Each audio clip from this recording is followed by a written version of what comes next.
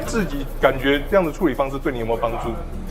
感觉有，比按摩跟体胶好。哦，因为是不一样的东西。